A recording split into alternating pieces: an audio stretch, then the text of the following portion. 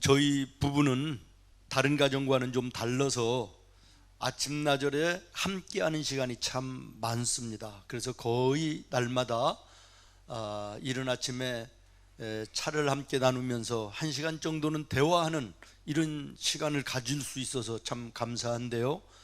대화 내용을 이렇게 이제 생각을 해보니까 물론 감사하고 지난 36년에 우리 교회의 일들을 이야기하는 경우들도 많이 있지만 때로는 어려웠던 때, 힘들었던 일, 참 이것을 어떻게 해결해 나가야 되나, 앞이 깜깜한 우리의 방법과 힘으로는 안 될 것 같은 그런 일들 앞에 어려웠던 그때를 이야기할 때가 참 많은데, 결론은 뭐냐 그러면, 그러나 그 가운데도 지나놓고 뒤돌아보니까 그때가 하나님이 더 사랑과 관심으로 우리와 우리 교회를 바라보고 계시던 때였음을 깨달게 됐다라는 것이고, 아무리 힘들고 어렵고 우리의 힘과 능력으로 안 되는 문제 같아도 그때마다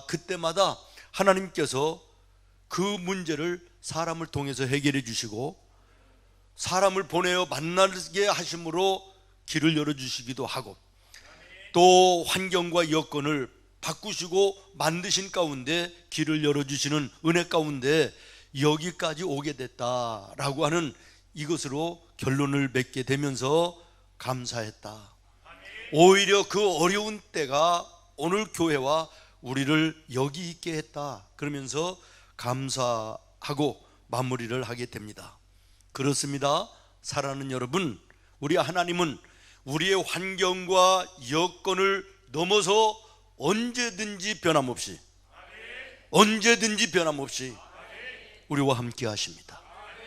오히려 자녀들이 힘들고 병들어 고통할 때 부모들이 더 큰 관심과 사랑으로 바라보고 돌보는 것처럼, 우리 하나님도 우리 믿음의 성도들이 오히려 인생 속에 힘들고 어려울 때 더 큰 은혜와 더 큰 사랑으로 관심과 사랑을 쏟아부으신다라는 것을 여러분 깨달아 아시기를 바라면서, 오늘 혹시 어려움 속에 있는 일이 있다 할지라도, 내 힘과 능력으로 감당하기 힘든 일을 만났다 할지라도 믿음의 소망 가운데 하나님을 바라보시기를 바라고, 말씀을 붙들고 이겨 오히려 축복의 디딤돌로 삼을 수 있는 우리 믿음의 성도들이 되기를 예수님의 이름으로 축원합니다. 시편 121편은 시편 23편과 더불어서 우리 성도들에게 가장 많이 알려지고 암송되어지는 그런 말씀입니다. 여러분 한번 조용히 눈을 감으셔도 좋고, 제가 그 성경을 봉독할 때 여러분 은혜 됐으면 좋겠습니다. 조용히 눈을 감으시고 묵상하시며 들어보시기를 바랍니다. 내가 산을 향하여 눈을 들리라.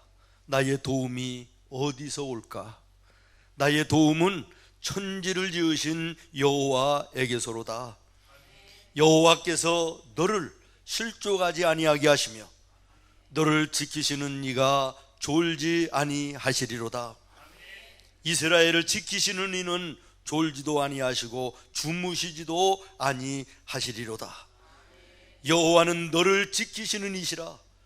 여호와께서 내 오른쪽에서 내 그늘이 되시나니 낮에 해가 너를 상하게 하지 아니하며 밤에 달도 너를 해치지 아니하리로다. 여호와께서 너를 지켜 모든 환난을 면케 하시며 또 내 영혼을 지키시리로다. 여호와께서 너의 출입을 지금부터 영원까지 지키시리로다. 아멘. 아멘. 얼마나 은혜롭고 우리에게 얼마나 위로가 되고 얼마나 힘이 되고 소망이 되는 말씀인지 모르겠습니다. 이 말씀에 곡을 붙여 찬양을 만드는 찬양이 있습니다. 하나님은 너를 지키시는 자. 우리 한번 찬양 같이 하고 말씀을 나누도록 하겠습니다. 하나님은 너를 너의 지키시는 우편에 자 너의 우편에 그늘 되시니 낮의 해와 밤의 달도 낮의 해와 밤의 너를 해치 달도 너를 해치 하나님은 못하리. 너를 지키시는 자 하나님은 너를 지키시는 자 너의 환난을 면케하시니 그가 너를 지키시리라. 너의 출입을 지키시리라. 눈을 들어 산을 보아라. 너의 도움 어디서 오나. 천지 지으신 너를 만드신 여호와께로다. 눈을 들어 산을 보아라. 너의 도움 어디서 오나. 천지 지으신 너를 만드신 여호와께로다. 여호와께로다. 여호와께로다.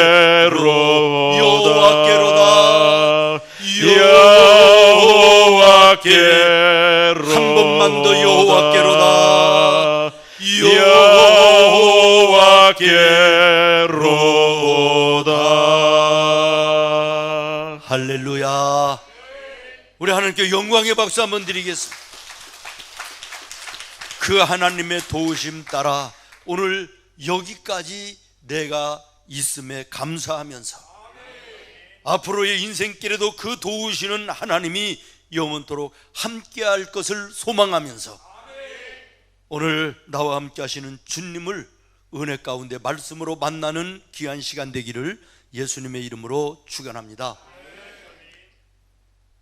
지금 말씀드린 시편 121편은요, 그 배경이 하나님께서 이스라엘 백성들에게 바벨론의 포로 생활의 극심한 고통 가운데서 해방시켜 주시고 예루살렘으로 돌아오게 하신 이것을 돌아보면서 감사하며 찬송했던 찬양이라 그러면, 오늘 읽은 본문 이사야서 52장의 말씀은 이 말씀과 연결되어지는 말씀인데요, 예언을 성취된 것을 감사하며 뒤돌아보며 함께 하셨던 하나님을 찬송하는 것이 시편 121편이라면 예언의 말씀, 다시 말하면 여전히 이스라엘 백성들이 포로의 생활에서 착취를 당하고 말로 다할 수 없는 고통과 절망 가운데 소망 없는 하루하루를 지날 때 하나님께서 이사야 선지자를 부르시고 너희가 돌이켜 나에게 돌아오면 내가 너희를 돌보아 주리라. 내가 너희를 인도하리라. 너희를 구원하리라. 너를 그 종의 자리에, 절망의 자리에서 예루살렘으로 인도하겠다고 하는 약속의 말씀을 선포하라고 하는 음성인 것이고, 이 음성을 들은 이사야 선지자가 절망 가운데 있는 이스라엘 백성들에게 그대로 이 말씀을 전한 것입니다. 하나님께서 오늘도 변함없이 우리를 지켜보고 계시다. 그 하나님은 오늘도 변함없이 우리를 사랑하신다.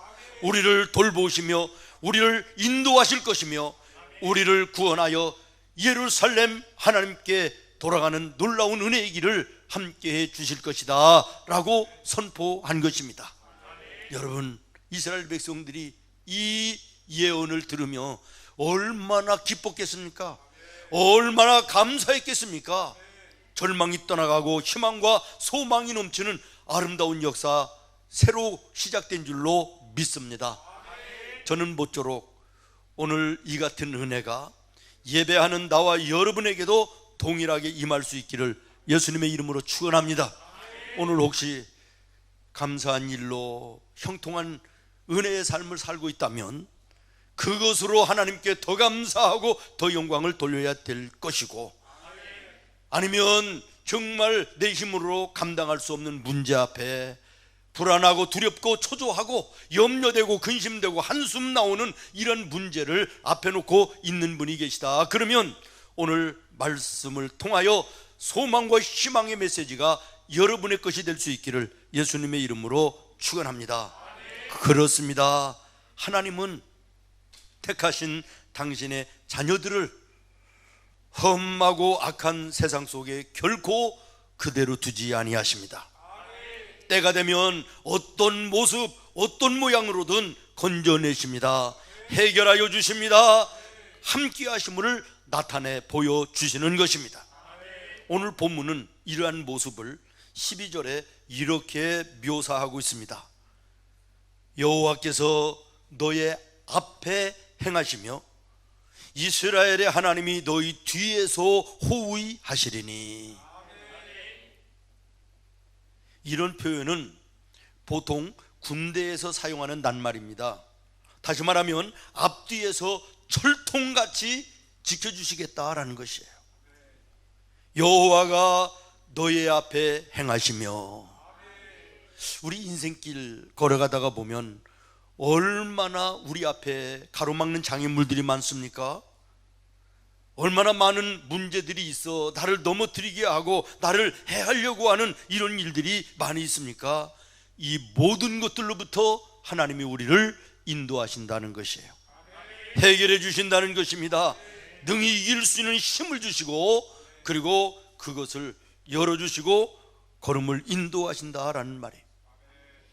이스라엘 백성들이 애굽에서 나와서 광야길을 걸어갈 때 그 앞에 형통한 시온의 대로만 있었던 것이 아니라 가로막고서는 홍해가 있었습니다. 그들의 힘과 능력으로는 도저히 감당할 수 없는 앞을 가로막는 엄청난 장애물입니다. 그러나 하나님께서 초자연적인 능력으로 홍해를 가르시고 육지같이 건너게 하시며 가는 길을 여전히 변함없이 인도하신 줄로 믿습니다. 광야에 무슨 길이 있습니까? 어느 방향을 향하여 어디로 가야 될지 모르는 그 상황 속에서 하나님께서는 길을 열어주셨습니다. 구름 기둥을, 밤에는 불 기둥을 통하여 갈 수 있는 방향을 앞에서 열어주시고 따라가면 될 수 있도록 은혜를 베푸시며 걸음을 인도하신 줄로 믿습니다. 오늘도 그 하나님이 변함없이 당신의 사랑하는 자녀된 나와 여러분의 인생길에 갈 바 모를 때, 앞을 가로막는 장애물들이 있을 때 그 장애물을 열어주실 뿐만 아니라 길을 열어주시고 우리의 길을 구름 기둥과 불 기둥과 같은 은혜로 인도하여 주실 것입니다. 너희 뒤에서 호위하시리니 그랬습니다.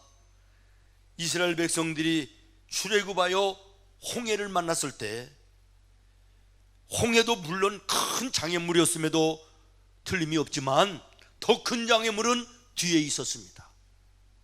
정신없이 가나안을 향하여 출발했으니까 우리가 이제 앞만 보고 가자, 정신없이 가다가 보니까 앞에는 장애물이고 뒤에도 미처 보지 못했는데 애굽의 군인들이 추격해 오는 것입니다. 죽이겠다는 것입니다. 다시 노예로 삼기 위해서 데려가겠다, 끌어가겠다는 것입니다. 얼마나 두려운 일이고 무서운 일입니까? 그럼에도 하나님께서는 그 뒤에 따라오는 대적들을 홍해에 수장시킨 줄로 믿으시기를 바랍니다. 그리고 믿음의 백성들을 여전히 변함없이 인도하여 가신 줄로 믿으시기를 바랍니다. 사랑하는 여러분, 우리도 살다가 보면 정신없이 바쁘지요. 좀 뒤를 돌아보면서 점검도 하고 갈 길도 바라보고 오늘의 내 모습도 살피고 이러면 참 좋은데, 그럴 여유가 없어서 하루 먹고 하루 살기 힘든 세상에 무슨 그런 사치스러운 이야기냐, 그저 앞만 보고 달리는 이런 우리의 모습들일 때가 얼마나 많이 있습니까?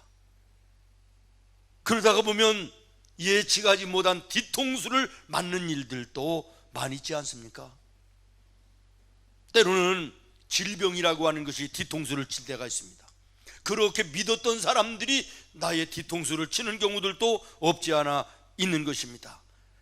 그러나 믿음 안에 사는 성도들은 하나님께서 예측하지 못한 뒤에서의 어려운 문제까지도 해결하시며 인도하시는 우리 주님이시다라고 말씀하고 계신 것입니다. 그러므로 주님 안에 사는 하나님의 성도들은 언제나 승리하는 삶을 살 수 있는 것입니다.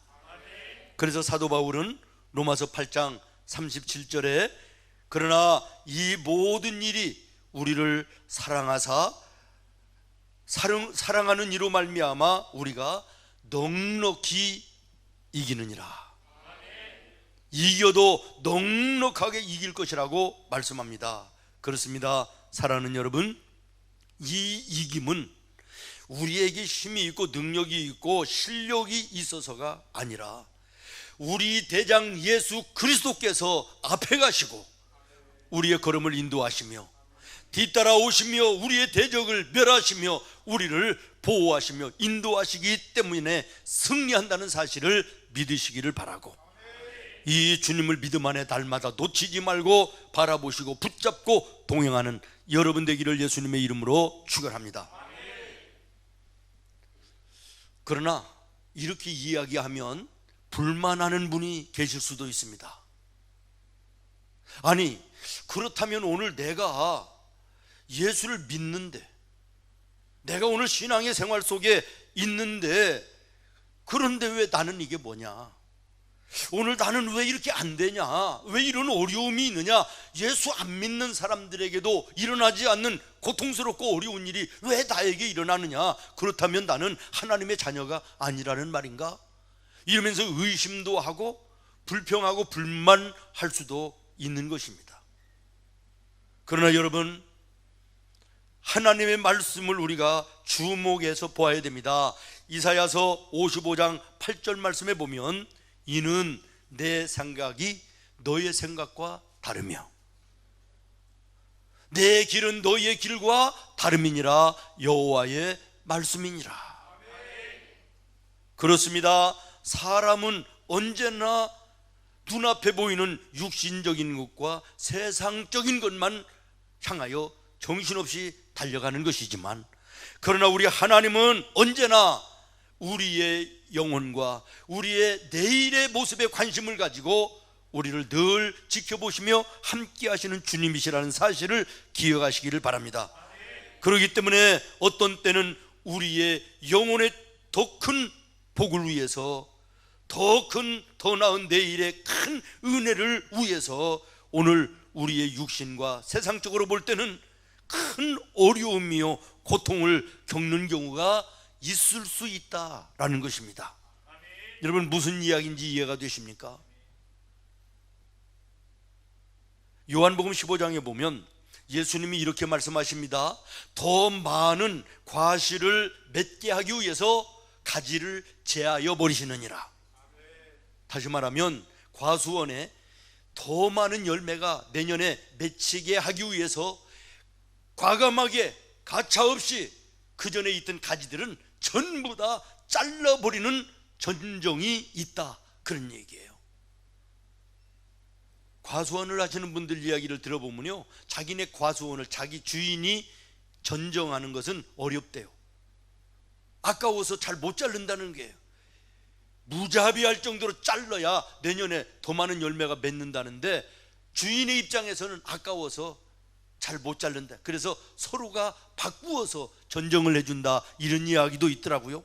여러분, 올해처럼 우리 물된 동산에 능소화가 어우러지게 꽃덩어리가 돼서 피었던 적이 없습니다. 그래서 수많은 동아리, 사진 동아리, 또 사진 작가들 와가지고 촬영하는 걸 여러분도 보셨지 않습니까? 왜 다른 해보다 더 많은 꽃이 피었냐? 그러면 올 봄에 교회 대청소를 우리 남전도회에서 하면서 제가요 나가보고 깜짝 놀랐어요. 몽창 잘라버린 거예요. 야, 저거 죽는 거 아닌가 싶을 정도로 완전히 잘랐는데, 이걸 아시는 분이 계셨다는 거예요. 과감하게 잘라줘야만 꽃이 더 잘 핀다, 많이 핀다. 그래서 과감하게 잘랐는데 그야말로 꽃이 덩어리져 피었지 않습니까? 무슨 이야기냐? 오늘 우리의 눈앞에 보이는 것이 참 어렵고 힘들다 그래도, 어려운 고통이요 어려운 고난이라 할지라도 이것이 내일의 더 큰 은혜와 하나님이 더 큰 복을 주시기 위해서 오늘 내 삶의 잘못된 부분을 도려내시고 수술하시고 고치시는 어려움과 아픔이 될 수 있다는 사실을 기억하시면서, 오히려 이 고난, 이 아픔, 이 절망, 이 어려움이 나를 향하신 내일에 하나님의 선하신 뜻이 여기 계시다고 하는 믿음으로 오늘의 고난을 승화시킬 때 하나님의 함께 하심의 놀라운 은혜를 우리가 이 땅 위에서 누릴 수가 있다는 것입니다.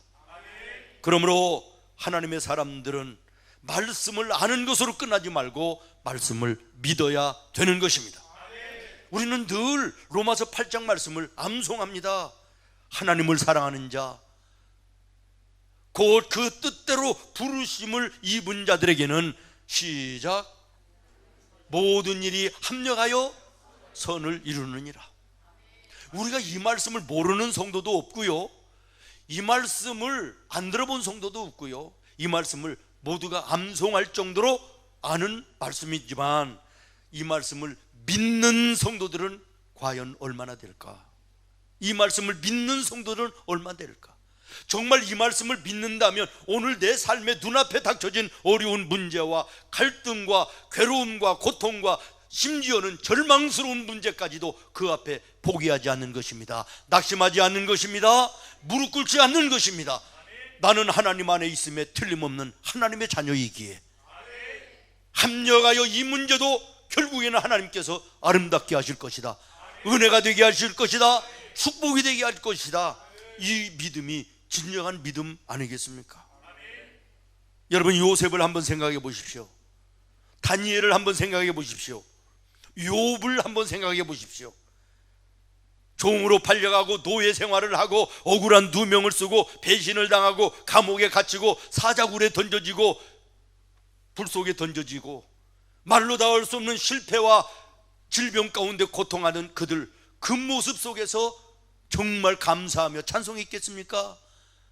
그러나 그러한 불같은 시험과 어려움과 고난이 있었기에 요셉이 되었고, 다니엘이 되었고, 욥이 된 줄로 믿습니다. 그런 어려움과 고통이 없었다면 이스라엘 사람들이 포로의 신분에서 어떻게 바벨론의 이스라엘의 믿음의 위대한 국무총리가 되고 나라와 민족을 이후에는 살려내는 민족의 지도자가 될 수 있었겠느냐라는 것이에요. 오늘 우리 성도들, 믿음의 성도들이 되기를 바랍니다. 작은 믿음으로는 이 세상을 이길 수가 없습니다. 큰 믿음의 사람이 되기를 예수님의 이름으로 축원하고 하나님께 큰 믿음의 소유자가 되게 해달라고 기도하는 우리 성도들 되기를 예수님의 이름으로 축원합니다. 오늘 본문의 말씀으로 돌아가겠습니다. 여호와께서 너희 앞에 행하시며, 무슨 말씀입니까? 우리를 인도하신다고 하는 뜻입니다. 목자가 양무리를 지킬 때 가만히 앉아서 가만히 서서 바라보고만 있는 것이 아닙니다. 양들이 가야 될 길을 살피고 문제가 되고 장애물이 되는 것이 있으면 치워놓고 맑은 물가로 푸른 초장으로 갈 수 있는 길을 예비하고 인도하는 거 아니겠습니까? 우리의 목자가 되시는 우리 주님도 우리의 인생길에 먼저 가시며 장애물들을 제거하여 주시고 살피시고 우리의 걸어가는 길을 열으시며 앞에서 인도하시는 줄로 믿습니다. 그래서 시편 기자는, 다윗은 이렇게 고백합니다. 여호와는 나의 목자시니 내가 부족함이 없으리로다. 주께서 나를 푸른 풀밭에 누이시며 주께서 나를 쉴만한 실가로 인도하시는도다. 오늘도 변함없는 사랑으로 나와 여러분의 걸어가는 인생의 길을 앞서서 인도하시는 주님을 우리가 영의 눈을 열어 말씀의 귀를 열어 보고 듣는 은혜가 있기를 바랍니다. 그 다음에 두 번째, 너희 뒤에서 호위하시리니 라는 말씀입니다. 이게 무슨 뜻입니까? 우리를 보호해 주시겠다라는 거예요. 목자가 양을 지킨다는 것은 맹수로부터 아니면 돌발적인 상황과 환경으로부터 양을 보호한다라는 의미 아니겠습니까? 성경을 보면 하나님께서 당신의 자녀들을 지켜 보호하신다는 의미의 말씀들이 많이 나오는데요, 하나님은 산성이시라, 하나님은 피난처시라, 방패시라, 구원이시라, 그늘이시라, 눈동자처럼 지키시느니라, 암탉이 병아리를 품에 안듯 보호하시느니라. 믿습니까? 그래서 다윗은 시편 23편에 내가 사망의 음침한 골짜기를 다닐지라도 해를 두려워하지 않는 것은, 아멘, 주께서 나와 함께 하심이라. 주의 지팡이와 막대기가 나를 안위하시나이다, 나를 보호하여 주시나이다 라는 것입니다. 사랑하는 여러분, 사람이, 돈이, 권력이 나를 보호할 것처럼 여깁니다. 아니, 실제적으로 보호가 되기도 합니다. 그러나 그 보호는 한계가 있는 것이고 영원한 것도 아닌 것이고 그리고 무궁한 것도 아닌 것임을 기억하시기를 바랍니다. 돈이 나를, 사람이 나를, 권력이 나를 보호해주고 나를 함께 해줄 것으로 알아 정신없이 그것만을 향하여 달려가는 어리석은 인생을 오늘 우리는 더 이상 살아서는 안 될 것입니다. 하나님을 쫓아갈 때 하나님이 주시는 것이 은혜요 축복인 것이지, 물질과 세상을 쫓아가다가 하나님 없이 쫓아가다가 허무한 인생을 바치는 일들이 얼마나 많이 있습니까? 1부 예배를 마치고 지금 2부 예배를 들어오기 전에 잠깐 우리 한기쁨 집사를 만나서 이야기를 하는데, 지난 화요일 날 우리나라 웹툰 업계에 아주 굉장한 그 대표 웹툰 작가이기도 한 그분이 한 달이면요, 그 네이버를 통해서 한 달에 수백억을 번대요. 안 놀라시네? 1년이 아니라 한 달에 수백억을 버는 그런 분인데요, 나이가 36살이래. 그런데 너무 과로해서 지난 화요일 날 급사했대요. 뉴스에도 나왔대요. 어리석은 인생들은요, 돈이, 사람이, 권력이 내 인생을 보호해주고 나를 지켜줄 것으로 알아 정신없이 쫓아가나 하나님 없이 얻어지는 것은 허무할 수 있음을 기억하시고, 영원하시고 무궁하신 도움자요 보호자요 인도자는 하나님밖에 없음을 여러분 인식하시기를 바랍니다. 얼마 전에는 우리가 일본의 총리를 지냈던, 지금도 일본의 최고의 막강한 권력을 가지고 있는 아베 총리 선거 유세 중에 피격당하여 그 자리에서 죽는 모습 여러분 보셨지요? 홀로 다니면서 유세했겠습니까? 주변에 경호원들, 훈련되고 단련된 건장한 경호원들이 한두 명이었느냐는 말이에요. 그런데도 그대로 그 자리에서 총을 맞고 쓰러지는 모습을 우리가 보지 않습니까? 사람이 보호해주고 세상이 보호해주고 돈과 권력이 보호하는 보호는 영원하지 않다는 것이고 무궁할 수 없다는 것을 여러분 기억하시기를 바라요. 여러분의 부모가, 여러분의 자녀들이 여러분을 보호해주고 인도해줄 것 같아도 일정 부분은 가능하나 무궁하지는 않습니다. 영원할 수는 없는 것입니다. 우리의 영원한 인도자요 영원한 보호자는 하나님이시고 그분이 하나님이심을 인정하며 그분을 의지하며 나아갈 때 그분의 손에서 나를 뺏어갈 자가 없으며 우리를 대적할 자가 없는 축복의 인생이 나와 여러분의 인생이 된다는 사실을 기억하시기를 바랍니다. 그래서 시편 144편에 보면 여호와를 자기 하나님으로 삼는 백성은 복이 있도다. 하나님을 나의 하나님으로, 나의 전능자로, 나의 구원자로, 나의 능력으로 삼는 자가 복이 있는 자지, 세상 것을 나의 힘과 능력으로 삼는 자가 복이 있는 것이 아님을 말씀하고 있는 것입니다. 마지막으로 여호와께서 너의 앞에서 행하시며 이스라엘의 하나님이 너의 뒤에서 호위하시리니라는 이 말씀은 삶의 모든 필요를 공급해 주시겠다라고 하는 뜻입니다. 믿습니까? 여러분, 목자가 왜 무엇 때문에 양을 풀밭으로 시냇물가로 인도하시는 것입니까? 양은 물을 먹고 풀을 뜯어야만 살 수 있기 때문임을 알기 때문에 그런 거 아니겠습니까? 마찬가지입니다. 나와 여러분의 선한 목자 되시는 우리 하나님은 나와 여러분의 삶의 모든 필요를 나보다 더 잘 아시는 분이십니다. 그러므로 우리의 필요를 공급하시고 함께 하시는 은혜가 우리 주님에게 있음을 믿으시기를 바랍니다.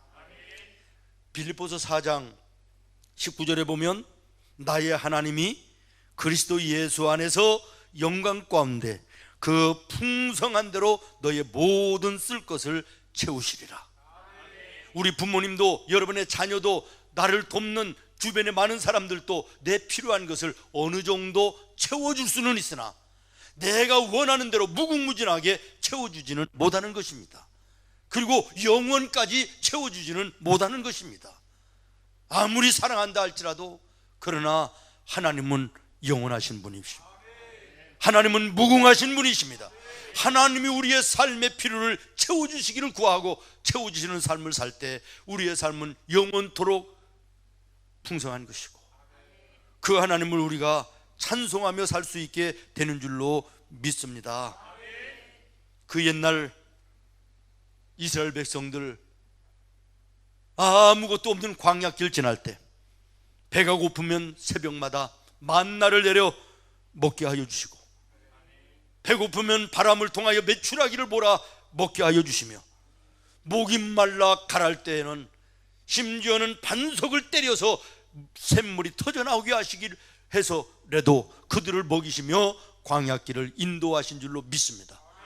오늘 나와 여러분의 삶의 필요를 주님이 아시며 주님을 바라보는 자에게 모든 필요에 일용할 영육의 양식을 공급하시는 주님을 삶 속에 경험하며 사는 우리 성도들 되기를 예수님의 이름으로 축원합니다. 오늘 본문 말씀 가운데 9절 말씀을 읽고 마치도록 하려고 합니다. 9절입니다. 시작.